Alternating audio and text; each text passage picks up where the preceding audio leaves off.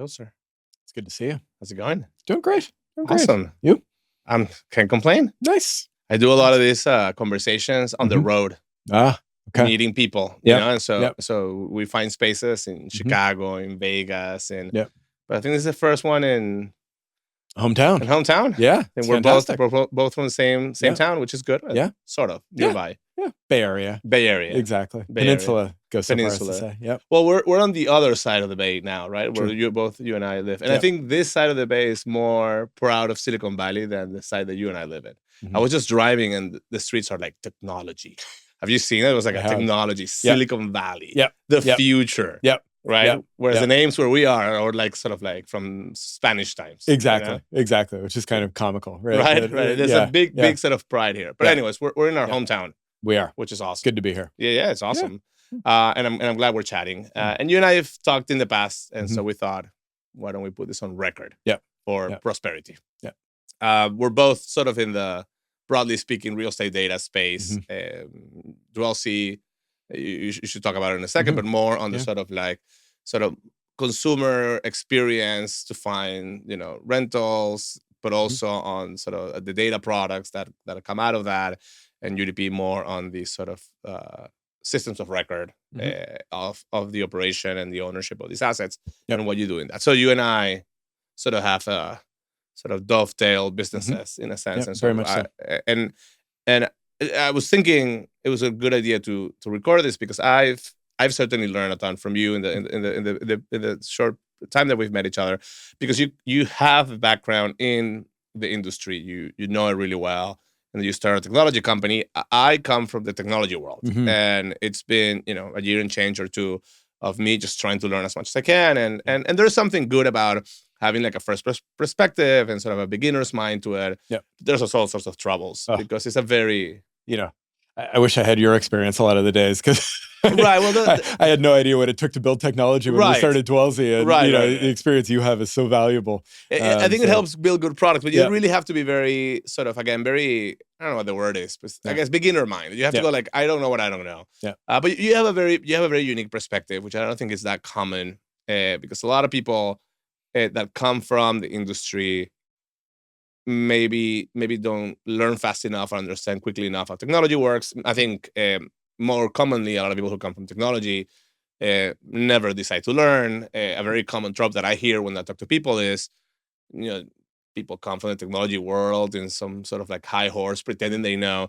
And in reality, real estate is extremely sort of like complex in its own unique way. Yeah, absolutely. And it's an insider's market in a lot of ways, and I don't say that in a bad way. It's an incredibly complex space that does not work the way people think it works, and it has this multi-layered characteristic because everybody lives somewhere, right? And they think that makes them experts in what it means to live somewhere, and what it's like to rent an apartment. So they think they understand it, right? And we see this all the time in proptech. Somebody has a lousy experience with some part of the renting process, and they're like, well, I'm going to fix this. I'm going to get in there and bring my technology skills or my whatever skills. And I'm going to fix this problem. And it's, they learn a lot in that process, and it can be a real challenge for them. Because a lot of times the quirky way that the industry does things is there for a very good reason. Right. And I think often about, people will complain in the proptech world about the pace of change in this space. And I actually think the slow pace of change is critical. It's core to what we're dealing with here, because this is people's homes. Right. And you do not mess with people's homes. Right. You've got to be really thoughtful, really patient. And if you're going to come up with something that's going to change the character of a community or a home, you have to be incredibly intentional about that. You've got to make sure all the bugs are worked out. You got to make sure it works real well. That's such a good framework. This is something you often hear also in healthcare. Yep. Why does healthcare need to move slower than other industries? It's affecting people's lives. Yeah, lives are at stake. Yeah. People need to be healthy. You cannot. You don't want to screw things up. Yep. That's an interesting perspective. Did you, by the way, I don't know if you saw that Warren Buffett successfully stepped down as a CEO. You saw this? Yeah, I did. Yeah. Did you see? I mean, I didn't see the whole conference, which now it's It's like a Taylor Swift stadium. Oh my God, it's amazing. Yeah, they do it at like the arena in or football stadium. I can't remember. It's but huge. They get 20, 30, 40,000 people there. It's like he's like a 94-year-old. Yeah, it's incredible to huge festival. watch. Right? Yeah. It's incredible. Yeah.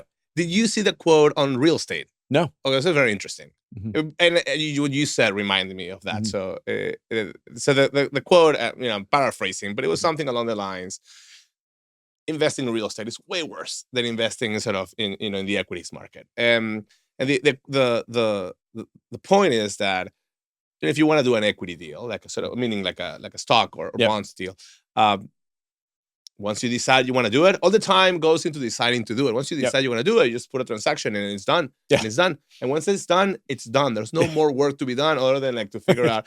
And it's like in real estate, once you decide to buy something, that's where the work starts. Exactly. Right? That's the easiest part of the whole thing. That's the easiest part. And then he talks about liquidity and all this other stuff.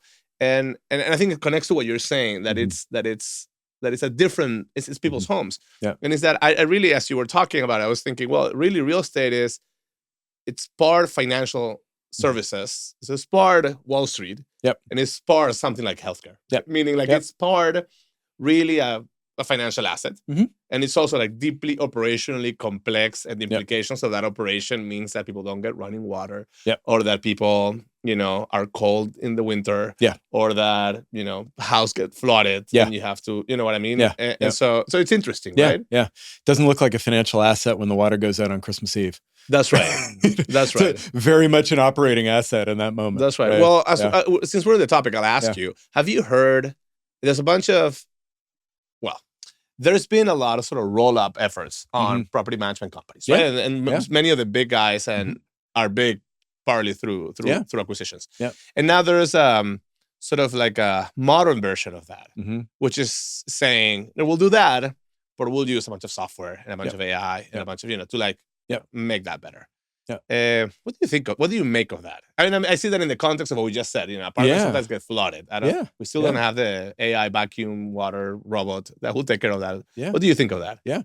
I think as with all things, there's nuance here, right? Yeah. I think there's a lot of strength and value in the local property management business across the country. And there's a lot of great folks out there who are running property management companies that have, 2, 3, 500 doors. Right. And that is a strong local business that makes a good career for, 1 or 2 or 3 people doing something like that. Right. But the fundamental flaw to that strategy is there's a lot of efficiencies that come with scale. Not an enormous amount. Right.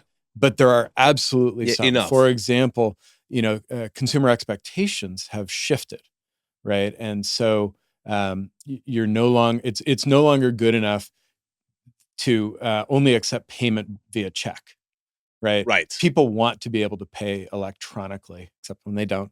And, they want to have that option either way. Right. Yeah. They want to be able to submit a maintenance ticket through their phone. Yeah. Right. And not that the smallest scale landlords can't offer that. Certainly there's great software packages out there that would allow them to do that, modern and some, older, even like the systems that are around for a bunch of years, like an AppFolio or a Buildium will allow them to do that. And those are very accessible to a small scale property manager. But there's next level tools that allow a better quality, a more, consumer oriented quality of experience for the consumer.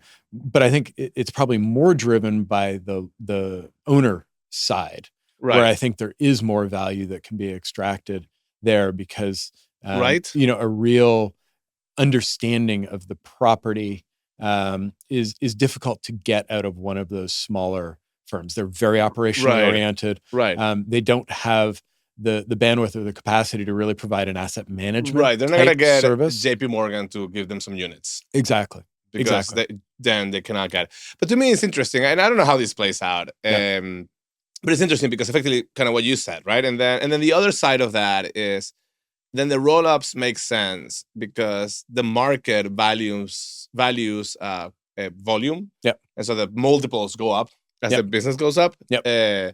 Which is a little bit of an alchemy, you know what I mean? Like it's sort of like an implicit rule of private equity told as an absolute truth. And I'm like, but why? Yeah. Exactly why? You know what I mean? But I guess there's some efficiencies in buying and selling. Yeah.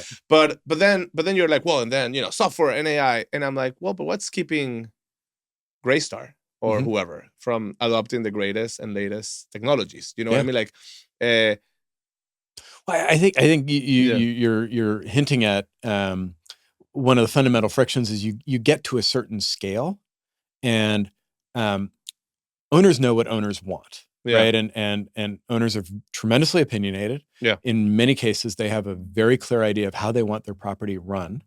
And some of the very best owners are very hands-on from an operational standpoint. Right. Right. And you get to a point in scale that probably if you're a Greystar or an Asset Living, you're wrestling with today, because at a certain scale, you start to lose the efficiencies of scale. Right. Right. Like to think about it through like a property management software lens, right? If you sign on to Appfolio, you're running your business the Appfolio way. Right. Right. Appfolio is prescriptive about how the software is going to work, but it runs really well. Right. As a result of that, right? You sign on for a Yardi, you have an infinite number of choices on how you run your property management business within that property management software construct. Right. Yeah. But there's tremendous complexity that comes with that has to be managed. And sometimes, my former employer, I think at one point we realized we had north of 20 different definitions of NOI. Yeah. So it was, you couldn't even, talk profits with your colleagues. Because, no, my profit numbers are showing this and yours are showing that. This is the bread and butter of my right? business. Yeah. Exactly. And so within the large scale property management companies, you start to have owners who want very different things from the same property management company. Right. So you start to lose the benefit of scale in that construct. So I think it does become challenging. I think it speaks to why in our industry, nobody is north of, call it 2% of U.S. rental inventory. And we are more consolidated as an industry than we've ever been before. Right. And there's more efforts to consolidate and so forth as we speak. And at Dwellsy, we track more than 40,000 professional property management organizations in the country. The number does not seem to be going down from what we can tell. There's certainly consolidation going on and some folks getting bigger, but there's a lot of small scale folks getting started. There's a lot of, there's just a tremendously long tail. It's just, there are so many developers, individual operators, there's so many, frankly, young folks who get started, who maybe they were a real estate agent. Right. Maybe they were, a property manager for one of the big shops and they hang in a shingle and get a couple of clients. And next thing you know, they got 80 doors and it's enough for them to make a living. Yeah. And they're growing their business. Right. Right. And meanwhile, on the other end of the spectrum, you get somebody who's towards the end of their, their working career and they're looking for an exit and somebody comes along and says, hey, I'm doing a roll-up. Right. You want to be a part of my roll-up? Yeah. Right. And those become part of some of the firms that are scaling up. And I think that's very competitive, right? Because then your question is like, well, everyone's doing a roll-up. Who do I sell to? How do I make the decisions? But it's interesting. Part of the reason this young person who leaves the big property management company and can start their own thing is also it's also a feature of like how fragmented the market is, but geographically, product-wise, you can go and say, listen, no one's serving single family rentals and so forth as well. Yep. I can do that. Or really, for some reason, this local market is taking off in the last 4 or 5 years, and none of these guys have a presence. But I so happen to be the guy who had the presence. So the best present was actually me. Yep. So it's so much fragmentation that it's always easy to find a... And it's so relationship oriented too. Right. Like my property manager for my property, he or she jumps and starts their own business. And I'm like, you'll probably follow. Continuity for me is staying with that person. Like a doctor. Right. Exactly. My doctor jumps to a different hospital or jumps to a different medical practice. Yeah. Like I'm just going to follow that person. Right. Yeah. And so I think to some degree, the same thing exists. Right. If as a small scale owner, you have a trusted relationship with somebody who you've worked with and they go do their own thing, what are your odds that you're going to go join them? Right. Plus I think there's also, the agency problem is very real everywhere in our economy. Right. But I think in property management, it's very real. There's a real challenge building trust between owner and operator because there's so much complexity to that relationship. Right. And it's not that hard to move, right? From one property manager to another. It's not like, I was listening to a podcast about medical billing software. It's like, it takes 10 years to switch from medical billing software to another. This is not the case. It's not, you can get, you have a bad quarter and you think somebody else walks into your office and says, hey, I can get you, 3.5% revenue growth next quarter. And these guys only got you 2.5. You're like, well, I'll give that a try. Right. Especially if it's someone you knew or someone that you knew before or some reference. Exactly. Yeah, it's so interesting. Okay, but let's go back because we got so excited about all this sort of more present stuff and speculative. Let's go back to, tell us, you worked in the sort of on the owner operator side in the past. Yep. How do you tell us how you got there? What were you doing there? Where there is just like context on that. Yeah. So my kind of real estate story starts about 20 years ago, give or take. I was actually my first career was consumer marketing. I was creating brands, and so totally different world. And I was at a consulting business called BCG after business school. And just really had the real estate bug. And I'd started buying small scale properties myself, and being an individual owner operator myself, and just decided I wanted to do that full time. And I ended up first going to equity office. We got bought by Blackstone on my fourth day of work, which was kind of funny. So I was started in the office world, and then hung out a shingle, doing, in addition to my own investing activities and operating activities, advising real estate companies, and really gravitated towards multifamily. And ultimately joined one of my clients, which is a company called Benthall Kennedy, where I had kind of a COO type role there, helping run the organization. We're managing $40 billion in real estate across all the major food groups: office, industrial, retail, residential. And then ultimately, after we sold that to Sun Life, went to Essex Property Trust, where had the chance to head up operations, internal operations, where I was really focused on how are we delivering the services to the front office, the folks working in property management, maintenance, leasing, so that they can do a fantastic job.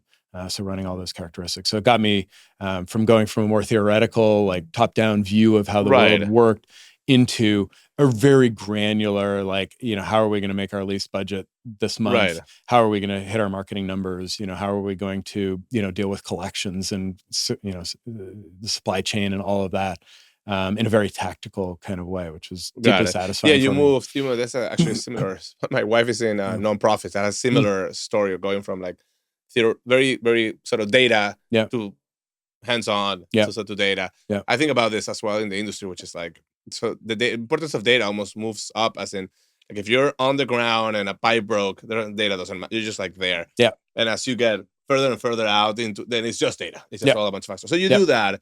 And is the idea of Dwellsy, it sort of germinates there, or you're like, or is it more like I just want to do tech? Like, how does that happen? Yeah, so it really came out of experiences I had there. So I had a front row seat to watch the Craigslist rental marketplace collapse. Okay. There was a point at which Craigslist was by far the most important lead source that we had at the REIT. What year is this? So this is 2016, 2017. Craigslist was on the downslope by 2017 pretty aggressively. But coming in 2016, it was by far our most valuable source of leads. Interesting. The whole organization was geared top to bottom to be able to list every available unit on Craigslist. I think we estimated we had somewhere in the neighborhood of 300 FTEs, 300 full-time equivalent folks who were involved in posting listings on Craigslist. We had people locally at every community manually 300 manually FTEs. Posting 3 times a day. We had a dedicated network to be able to host our computers, because Craigslist had certain ways in which you had to use it in order not to get ghosted. We had invested. It's not like there was an API or anything. You had to sort of like find a way to programmatically do it. Okay. Exactly. Oh, wow. Okay. Exactly. So you saw that. We watched that lead source just completely vanish on us. It's just like customers stopped going, or what happened? Effectively fraud exploded on Craigslist. So, 15 years ago, I was not getting 20 calls a day from people trying to steal from me, right? So there's a professionalization of fraud that happened in the mid 2010s, where these like fraud centers started targeting Americans in different ways.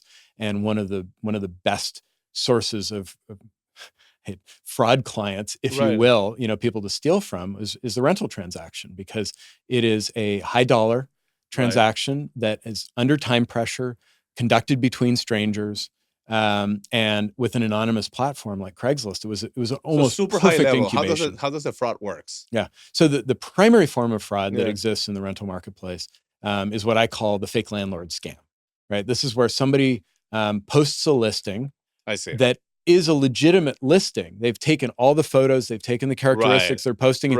It looks like a legitimate listing, but it's not. Understood. Right? It's usually like priced below market, something to bring people in. Right. Somebody inquires on that. It's the listing they've been looking for. It turns out it's actually available. Yeah, they can't believe that amazing apartment. Exactly. Has that price. And the fraudster has got them moving real fast and like, okay, we've approved your application, which had your social security number and everything. So it's so there's an identity theft part of this too. And then they get first and last months and they vanish. Okay. And so that's right. And so the consumer, as a result, stops going to Craigslist as well. They're like, I don't trust any of this. You at the company SX can no longer. It just wasn't working for us anymore. Right. The consumers abandoned it. Right. And so the leads that were coming in, there's also a new form of fraud that came about at this time, but it really impacted the industry a lot, which was the fake renter scam. Right. Where people are purporting to be renters, but no, it didn't really impact the big platforms because they had enough security precautions to be able to. And how is the fake renter taking money from the owner and operator? So they're generally taking it from the smaller scale owners and operators. And the typical way they'll do it is they'll say, I'm really interested in this place. They look great on paper. I want to pay up front for the full year. Will you accept that? And the owner says, yes, I will. That sounds amazing. And then they run into some sort of trouble. And they need some money to get out of their trouble. And the landlord, who's really excited about getting a $30,000 check, sends $1,000 to this renter to help them get out of their trouble. Oh, I see. It's like the Nigerian prince email. It's a variation on the Nigerian prince email scam. Exactly. Okay, I see. I see. Yeah. Okay. But people get taken, and that didn't necessarily scare the Essexes of the world off of Craigslist, but it did scare the mom and pops. Right. And so you end up with a situation where 95% of the inventory that's on Craigslist is now fraudulent. In some markets, it's close to 100%. Right. Okay, so that's when you say there has to be a better. There's got to be a better way. Right. And I worked with the existing legacy ILSs at the time, and from my position in the industry was trying to get them to broaden out their perspective, take a little bit of a different view, frankly, have a better business model than just charging landlords advertising dollars for listings. Right. I couldn't get anybody to bite on that. Nobody was interested in changing the way they were running their businesses. Right. They saw, admittedly, a cash cow opportunity for them to massively increase their pricing with Craigslist going away. And to their credit, depending on your perspective, certainly been good for their shareholders. I don't know that's been good for the industry. They've massively increased their prices. Right. I was paying $300 a month to list a 300 unit community in a major market back in 2016. I'm told that same price is $3,000 or more per month now. That's nuts. It's gotten really expensive. And so what's the premise behind Dwellsy? Like, what was the core insight that? So we need a marketplace that has all the inventory, not 5, 6, 7% of the inventory. Yeah. The renter needs to be able to see all the inventory. They are considering a very wide variety of different places that might be suitable to them. The multifamily renter is also looking at single family rentals. They're looking at walk-ups. They're looking at mom and pop owned stuff.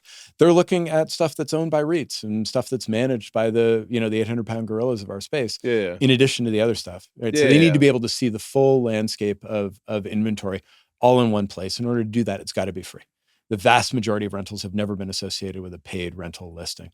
So it has to be a totally free marketplace in order to do that. So then you have to figure out other ways to monetize that, right? If you're not selling ads like the traditional way. So you'll go to the landlords and you're like, list here for free. And you're thinking, they'll do it. Yep. Right. And then you're like, well, how do I monetize this? Yeah, exactly. And so we had to, one of the initial challenges of the business is, candidly, we didn't know how we were going to monetize it in the beginning. Just like, we're like, if we figure out a marketplace, you're in Silicon Valley, we'll find a way. So you're thinking, let's just grow. Exactly. And then let's do something useful. Yep. And if it's useful and it grows, there's path to monetization. Exactly. And we had a list of 30 or 40 different ways in the beginning that we thought we could. People think that's delusional. It almost always works. The biggest challenge is almost always, is it useful? Yeah. Is it useful enough for people to come and use your product? Yeah. That's actually what's hard. So but you build this. Yeah. And then people start coming and companies start listing. And so Yeah. How are the first steps of monetization? Yeah. In the business, how do they happen? Yeah. So, the first step, exactly as you said, getting people on board. And we're incredibly fortunate. The embrace of the industry has been amazing. We have tons of great partners across over 25,000 property management companies that are listed on the platform now. And we're integrated with most of the property management software companies, great partnerships with those folks. It's been incredible to have those relationships. We're very fortunate. But figuring out how to make money, we raised a round of funding in 2022 with the explicit intent of figuring out our monetization. I think we launched 23 products that year, most of which did not work. Some of which worked a little bit, but most of those products did not work. What was the craziest idea out of those 23? There was I can't even believe we tried this. Oh my goodness. There were so many. There was one, we saw a bunch of non-fair housing compliant stuff come through the platform, and we were fixing it, and we realized, okay, maybe people want to buy this. Right. And so we stood up a product and started offering it. We sold one. Exactly one, but it was one of those we built it fast, we launched it fast. It needed to exist anyway for our platform, right? We shut it down fast, and it was all good. But there were a whole slew of experiments like that, trying to figure out different products that people might want to buy, right? But in the end, one of the central challenges that I'd had from my Essex days was getting good rent data. We did an extended project trying to access good quality rent data. Right. And we were releasing rent data to the market as a form of marketing to be able to say, here's what's actually going on in the rental market. Right. And we knew that someday it would be a product for us. Right. But, candidly, my co-founder thought it would be an early product. I thought, and I was in charge of sales and marketing. I am in charge of sales and marketing. I thought it would be a late product. I thought it would be one of the later things that we did. Because you thought you needed more scale, or? I thought we'd need more scale. I thought it would, take more time to develop the market. But out of nowhere, we had people calling us saying, why are your rent numbers different than all the other rent numbers we see? Talk to them about methodology, about how we're collecting the data, about how it's coming to us. And why is it different? Why is it better? Yeah. So a couple of different things. So first of all, the form of collection is really important. Right. In our industry, the vast majority of rental listings that are out there on platforms other than Dwellsy are not actual listings. They're what I call ghost listings, because their job is to bring the renter in the door, to generate the lead. And so the best way to generate the lead is not always with the listing you have. Maybe it's the best listing you've ever had. Maybe it's that beautiful second story corner unit facing the pool that hasn't been available for 3 years. But that's still the one that brings the renters in. So you're showing that listing on listing sites or other places. So interesting. Yeah. And then there's also a tremendous amount of fraud. There's a lot of other things out there in the industry that get in the way of good quality data. So, one of the ways that people have historically gathered data in the space is scraping. And for all the reasons I just mentioned, scraping is very risky business. So, it's hard to scrape at the best of times, but when you're dealing with a very low quality data set that's on the internet to start with, scraping is very challenging. Right. So the listing is serving dual or multiple purposes. Yeah. The listing's goal is not to show actual availability. The listing's goal is to bring the renter in the door, which is perfectly logical from the property manager's perspective. Right. That's the job, is to get the renter in the door so that you can have the opportunity to rent them the place. So the scrapers have this issue. The guys calling have this issue. The guys calling. So calling is a whole other, right? You're dealing with an immense amount of inventory that's out there. You cannot call everybody 3 times a day and get updates on every single available unit. At best, you're going to call into somebody every couple of months, and you're going to say, what are you renting 2 bedrooms for right now? Well, you might have a tremendous range of different 2 bedrooms, right, that rent at very different prices. Yeah. And the person on the phone may or may not give you an accurate answer. I know when I stood up a contact center at Essex, we did not prioritize answering survey calls. It was not our focus. Sure. The instruction to the team was get them off the phone. Your job is to work with renters. Right. Your job is not to fill out surveys. Right. So it's a real challenge to collect data through that way. Yeah. And then none of the exhaust data sets that are out there are big enough to really meet this need. You need to have a huge amount of data, and you need to be able to work with the data. What you have is the landlord property management company who's thinking of you as a place to fill up the vacant units. Exactly. They need high quality leads to be able to rent their place. And so, they list on Dwellsy in order to get free high quality leads. Right. And from that, they're getting those free high quality leads. They get display of their properties to the market, which helps them in a variety of different ways, SEO and otherwise. Gets the word out there about their properties. And then the data then becomes available to them so that they can in turn use the data that has been made publicly available to the market on the Dwellsy.com marketplace. So it's public domain data that they can then work with in order to be able to understand the market context for their properties. Interesting. So that also incentivizes them to not flood Dwellsy with disingenuous postings, right? Because they don't gain anything from that. Correct. And they'll do it on their website, but they won't do it on exactly. And they can do whatever they want on their website. They can do whatever, but we have a lot of rules and processes in place in order to try to show only available listings. We're not perfect. It can always be hard to tell when a listing ended for sure. There's always some fungibility in it.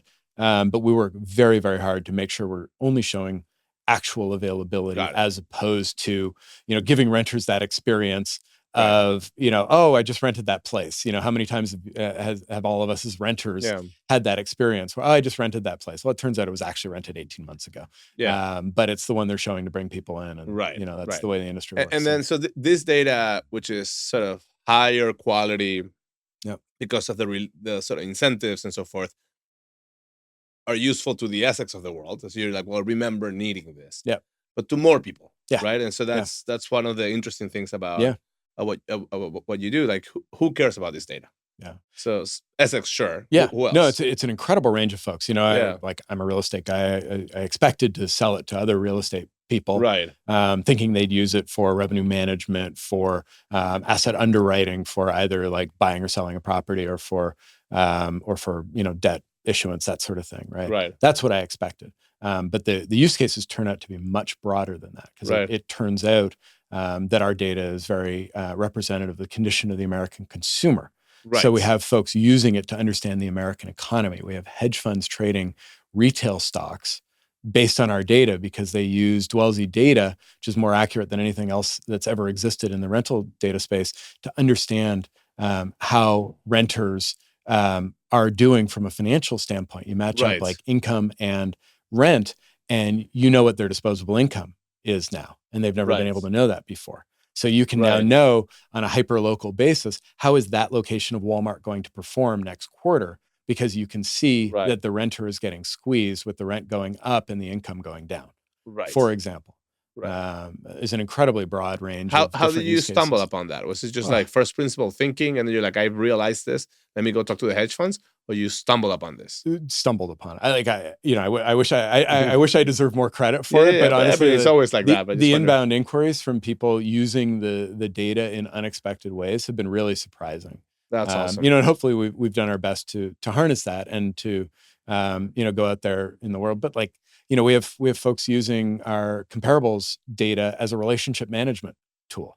For example, you can send an email about somebody who owns a property, about the comps for that property, and the odds of that email getting opened are a heck of a lot higher than a normal email you might send them about something else, because it's highly relevant to them in that moment. There's just all these little nuanced use cases that I wouldn't have expected for the data. That's broad net. So we have universities doing research based on it in a variety of different ways. Lots of proptechs are building it into their systems. Banks and insurance companies are using it for underwriting and other purposes. The first time I saw this, I knew some of the guys that were at Strava. Have you seen Strava, the biking app? And I don't know if that's still the case, but one sort of unit that they spun off, and it was material at the time, was just like data for city governments. That's interesting. Where are people exercising, right? Well, where and like traffic and like security and safety, and how people are commuting, and issues that people, when they slow down, if there's issues to repair the bikes, things around police. It's super interesting. So it's interesting, like how when you have a powerful consumer experience, how it can be, and so. But if you look forward, so data is one thing. 5 years out.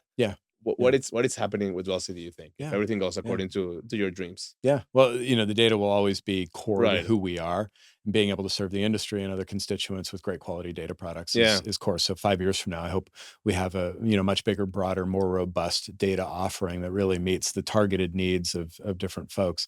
But beyond that, the core of the business is and always will be the marketplace. Right. We have to run a fantastic marketplace that always delivers the highest quality leads to all the landlords. I hope 5 years from now, we have materially all of the inventory on the platform. We've got about 35, 36% of US rental inventory on the platform. I'd like to have all of it 5 years from now on the platform. Right. And that means, every renter in America using Dwellsy for their next rental, every landlord. It should be the backbone of their rental strategy, right. Of their go-to-market strategy. And I think if I'm a renter and I always go here, there's a bunch of, I think there's a big space. I don't know if you think about this. I'm sure you do, but I don't know how you think about this. The space between, I found where I want to go, to like booking the tour, to moving, all these services around, like moving my electricity. Like eventually, if I am renting and moving every so often, maybe you can be a very critical hub. I mean, I'm going already back to you 2 years after, right? Yeah. Or not really. Maybe. So I think one of the things that's really important here, and I think that what we never want to be is a toll booth on the renting highway. Right. We never want to get between the property manager who is the host, who is serving that renter. Right. We never want to get between them and the renter. Right. We always want to be the fastest way for the renter to find their next rental, the landlord to find their next renter. And we want to facilitate that introduction as quickly as possible, because no matter how good we are, and we think we're pretty good at giving the right information, a very digestible, very quick way to the renter, it's not our property. That's exactly right. Yeah. It's not our property. And it's also, furthermore, the experience that Dwellsy offers is not the experience that landlord has very thoughtfully chosen to give their prospective renters. Right. And they which they're responsible for, and they have to deliver against, and it'll be measured against Exactly. So we view our role as making that introduction and getting out of the way. Yeah. We want to be of service to the renter. We want to be of service to the landlord. We want to help make sure that whole process works really well. But fundamentally, it's our job to be that top of funnel discovery platform. Right. It's very much introduces everybody. It's very much so the Google model, in a sense, right? Yes. I remember the first time I heard it from someone at Google, when everyone in the industry, in the software industry, or the web, internet industry, were thinking on the content side, how to keep people longer. They pride themselves at Google at moving people off Google as quickly as possible. Maybe if you find the results and click and don't come back, means we did our job. So we want to we're gonna see you on your way. Quickly. And I think it applies to you maybe as very well, much right? so. Which is like the sooner, the better I am at showing you the right thing, and then you pick it and you go. I did my job. Yeah, that's absolutely that's success. Lots changing in Google's world. I think about LinkedIn as well in a similar way. Right. LinkedIn is effectively a free talent marketplace. Correct. Right, where people are buyers and sellers of talent on that platform, and LinkedIn's job is to help you continue to be employed in a way that's productive for you, and find your next employer, for your next employer to find you. And we think of ourselves very much in that same way, as facilitating a market. Right. And so that's the goal, is to really be that. I have the biggest laughs every time younger someone will tell me, LinkedIn is worthless. And I'm like, I get so much value out of LinkedIn. I don't understand. I don't understand. But I see your point. That's interesting. Going back to sort of the time where you were running sort of internal operations at one of the largest REITs in the nation. So you were saying, I saw how there was like a paradigm shift or a vacuum in sort of like listings and marketing units and so forth. And I wasn't seeing the shift that I thought the players in the market should do. And so I thought, well, maybe this is how a new entrant could add value and so forth. Do you have a sort of recollection on sort of other aspects? So that's sort of like the company as it interfaces with the world. Like I have a unit, I want the world to know about it and so forth. What about sort of inside? how hard was it to know what's going on? How hard was it to get the right data? How were you doing that?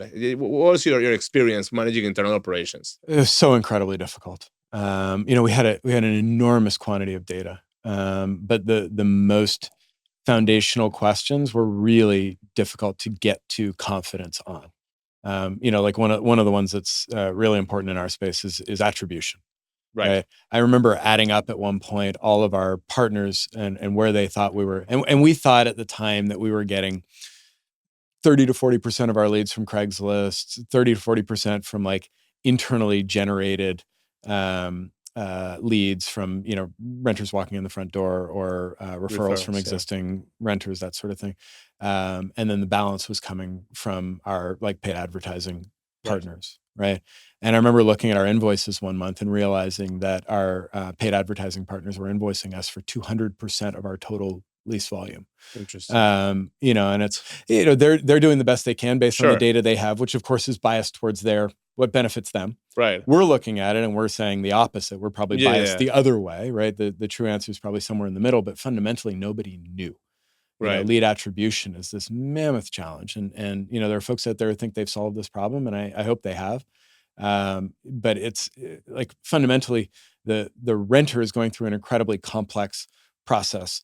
They go to a bunch of different websites, they drive around, they call different phone numbers. They don't know where they got the phone number. They tell people, where they got, one or the other, where they heard about it. Do you assign attribution to the first point, the last point? Yeah. And I remember in one situation, we changed from one of the listing partners that started with a Z to one of the listing partners that started with an A. And all of a sudden it looked like we were getting a lot more attribution and a lot more lead volume from that. And I had the contact center reverse the order in which they appeared in the answers on both the contact center and on our website.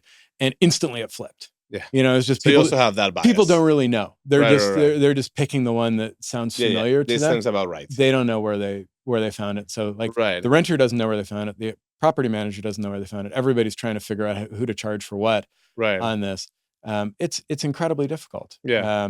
But there's a ton of other data that you're trying to work with. And, my whole time I was at Essex, we were trying to stand up a data science team to really get into and understand our own data.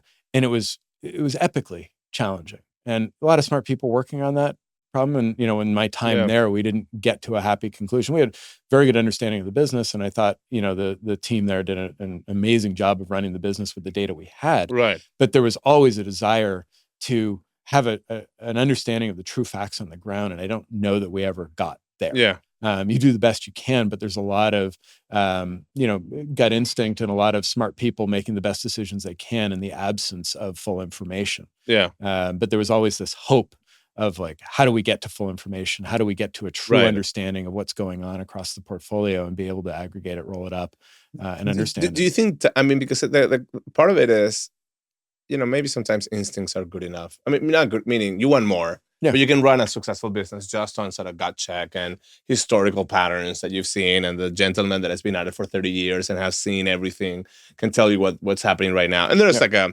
true form of intelligence in the strict way of describing it that comes in just like, knowing what has happened in the past. The same way that I'm sure there was true intelligence before we knew how to write. You know what I mean? Yep. And you were like the old man who heard all the tales and retold the tales and got better. He knew a ton. Yep.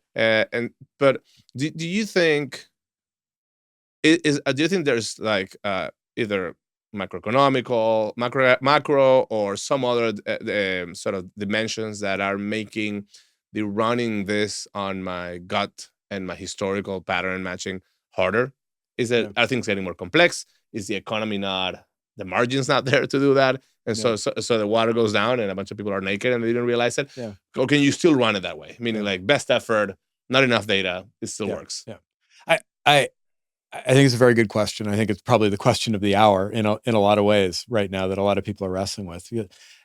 Fundamentally real estate is an analog asset class, right? It's an operating business that has a lot of hair on it, that is complicated and difficult to manage, and there's always going to be a place for gut feel, right? But it's also a business of inches, right? I often tell people who aren't familiar with the space that it's like the grocery store business, right? Right. It is incredibly tight margins.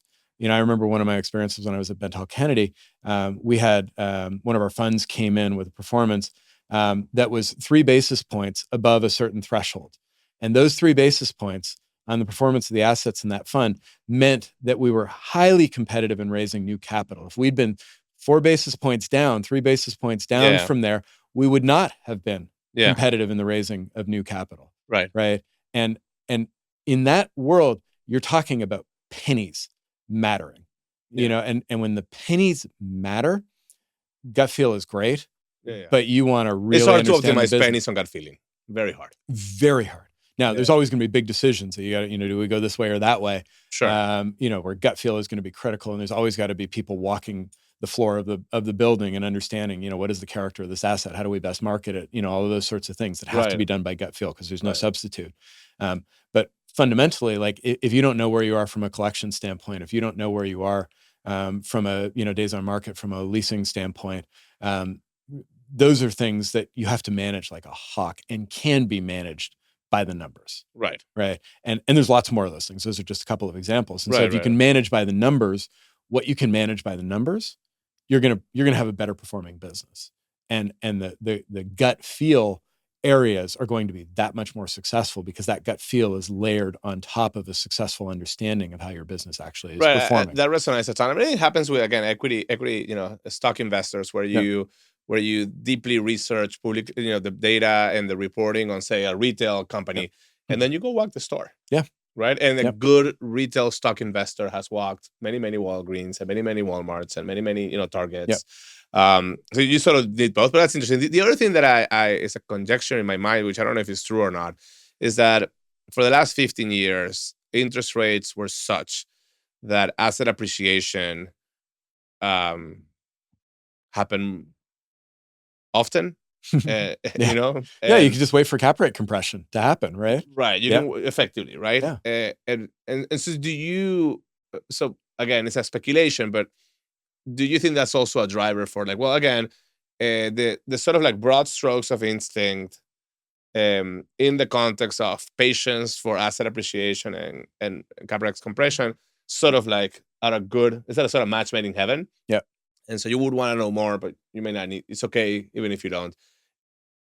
When interest rates are not, when money is not free, and appreciation is not guaranteed, then the inches maybe matter more. Does that sound about like a good? Is that happening? Is that relevant? Is that in people's minds? 100%.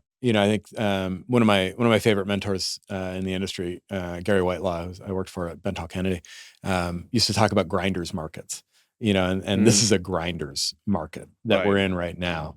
Right. It's, as I said, it's a business of inches at the best of times, but right now it is an operational asset class as much or more than it's ever been. It is, we're not dealing in a situation where we can just count on cap rate compression to save everybody. You're not making the money on the deal as much as you can in other markets. Right. You really need to run the heck out of the property. You gotta operate it very effectively. Or else, you're just going to get beat by everybody around you from an investment yield standpoint. Right. And if you're getting beat by everybody around you, then you're not competitive. And to your point, you have a thesis as well, right? And so maybe your thesis is that you're a value add. So is it really value adding? Is that remodeling? Is that new balcony, that new facade? Like, how do you know what I mean? Like, how do you prove your thesis when the market gets more competitive? Yeah. You have to have a thesis for like why you're doing things differently. Yeah. And part of it is like, I know this market really well. Yeah. And that's certainly a thing. Mm-hmm. But more than anything else, you have to be able to prove that the thing you said drives the business forward. Yeah. On the sort of owner to LP side, right? Yeah. Maybe so. Yeah. That's interesting. What here's a one very speculative question for you, maybe on the tail end of the conversation. Here's the typical thing you hear, right? On industries like real estate, but again, also true on others like construction, healthcare, logistics, transportation, and so forth. Someone will say, the real estate market in the U.S. is multiples the size of the advertising market in the U.S. Much, much bigger.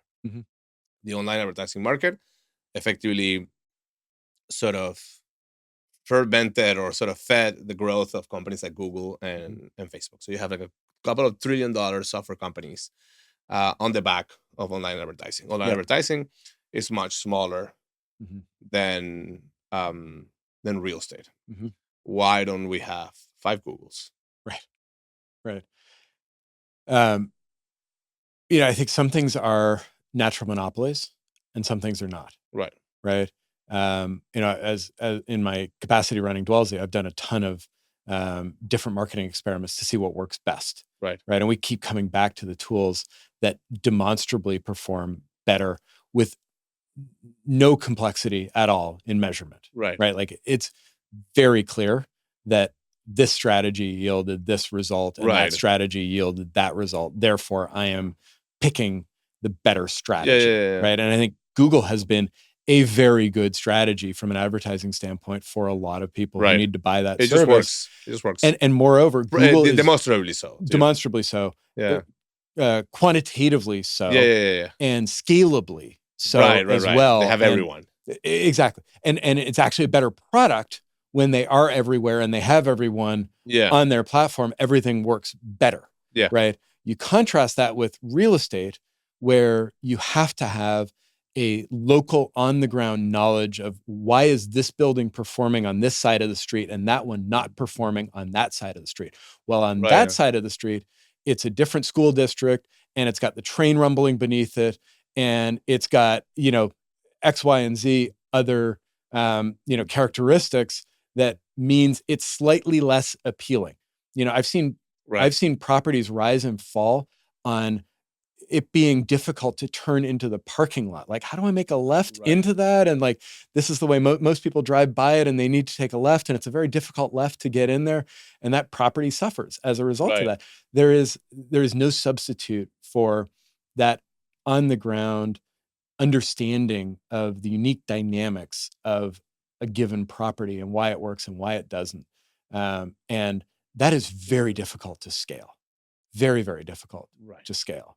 And not only that, it eliminates barriers to entry, because anybody who knows their market and can be really thoughtful about a piece of dirt can build a new property, and now they're in business and they're a new competitor in that space, right?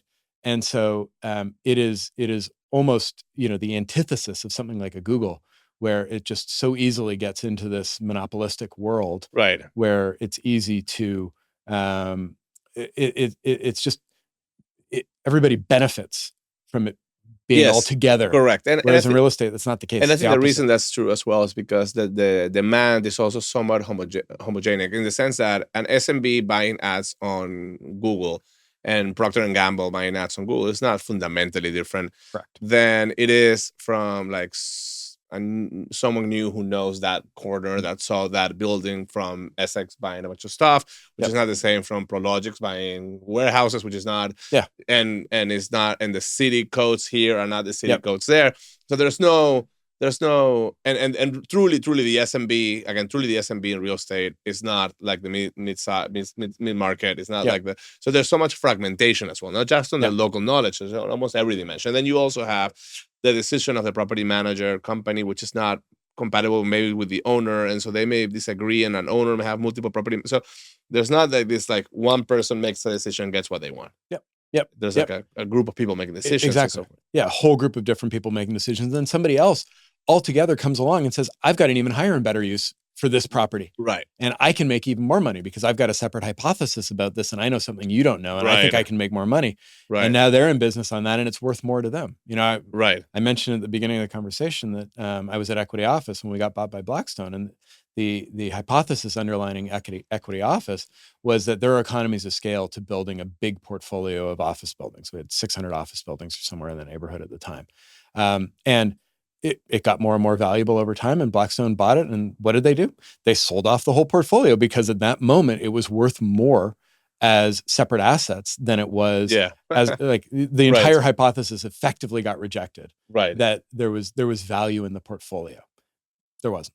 The individual assets were worth more in that moment to that buyer than any portfolio value that we'd created as an organization. This is so interesting because it connects to the first point of the conversation, which is like, I see this sort of mantra on private equity for aggregation of like institutional grade assets as you buy them, or property management companies and rollouts. And the idea that bigger is better, more multiples. And I'm like, sometimes. It's not like gravity. Yeah. It's like often. Often. Yep. I mean, maybe true for decades. Yep. And I think if you look at what happened with interest rates and you don't sort of rethink all these assumptions around capital markets and financing and debt, you're being naive to some degree, because I think you look at this for a decade and you're like, well, this is how the world works. Yeah. And you're like, well, now, for a decade or two, and maybe we'll stop working for 5 years and then again for 30. And so it's interesting how a lot of this, interesting that you go back to that, where like truly the hypothesis of aggregation sort of like broke for a little bit. Yeah. It can happen, again. Yeah, it can absolutely happen again. But I think the characteristic of real estate, like you might have the best building in town, right? You might have the very best building that's got the top of market rents that everybody loves living in. That's a fantastic place. But every year it gets older, right? And some traffic dynamic changes, there's construction at the local interchange, and all of a sudden it's hard to get on the highway from there. And somebody builds a new building that's 3 years newer than yours on the other side of the highway where the interchange isn't busted up. And all of a sudden, your rents drop by 20%, and you're in a fight for your life, in order to protect asset value. It just changes so quickly. It's so competitive. This reminds me of a story of a friend of mine who builds and he was telling me there's this strip of land that became really valuable. And so the first building there, amazing. Second building there, third building, more buildings that belongs to. So there's a two-way street and some buildings on this side facing like the nice view. And as more buildings got built, the city was, so we need to allow for U-turns so that you don't have to go all the way up and down to enter your building. You just you'll be able to cut it into your building. Yep. But the more you build those, the longer it takes to anyone to get to any of the buildings. Yep. And so the sort of same success of the area sort of cap the value. Yeah. Because then it becomes hard to get in. Yeah. Yeah.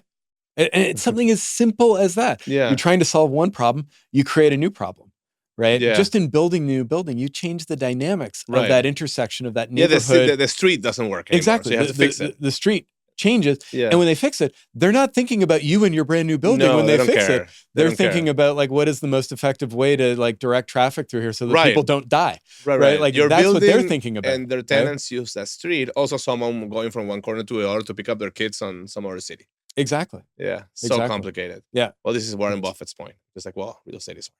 Real estate is very hard. Yeah. It has this wonderful combination. One of my favorite things about real estate is it's very hard.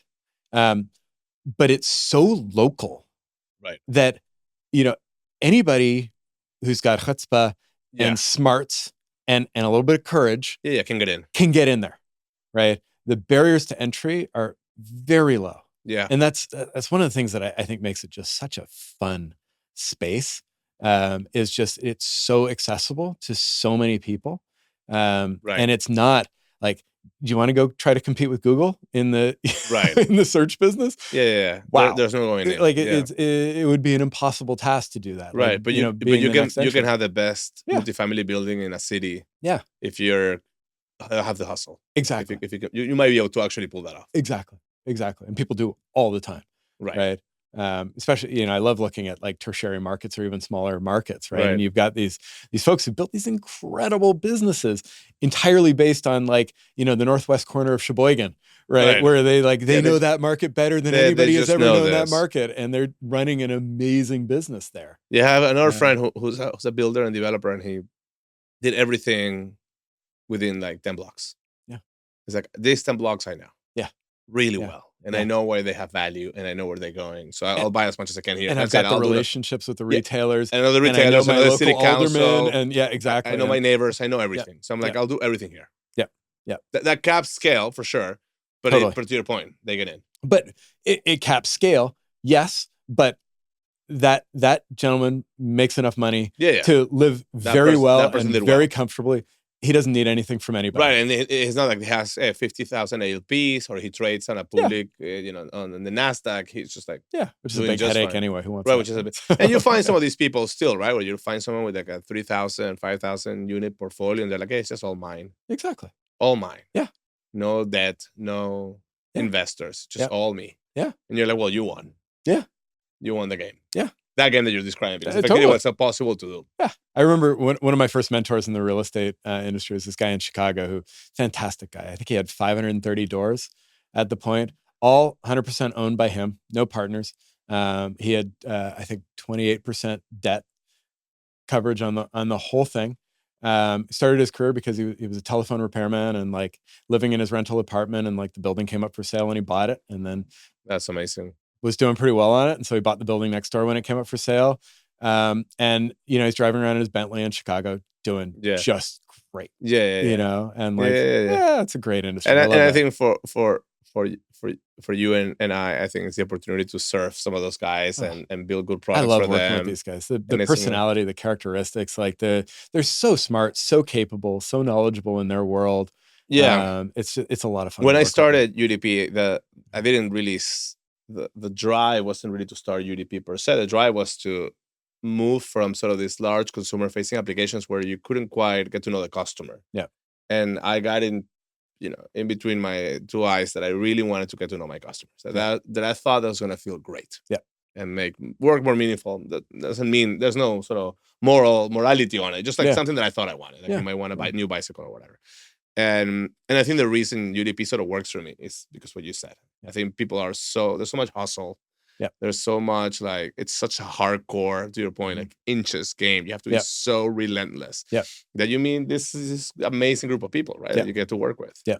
Yeah. Which, I think in tech, there's all sorts of amazing people, but it's a business of massive margins. Yeah. And so you operate it and you think about it. It's, the smartest people I've met in my life are in this industry, in software. But it's just a different.